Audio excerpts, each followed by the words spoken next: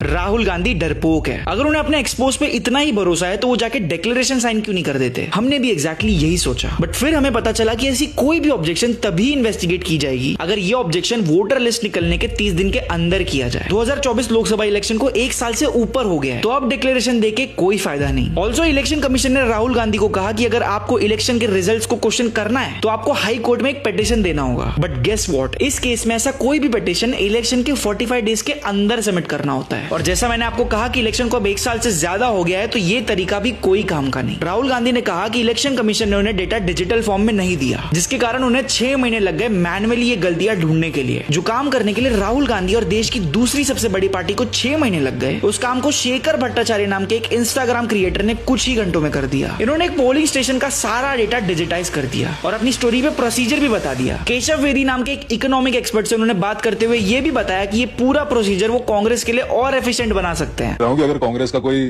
Contact कर दे तो मैं तो इसको इतना एफिशिएंट बना दूं कि वो बस एक कमांड चला के छोड़ दो अपने मैकबुक प्रोज में 10-15 टर्मिनल 100-200 टर्मिनल खोल दो, सब में कमांड चला के छोड़ दो।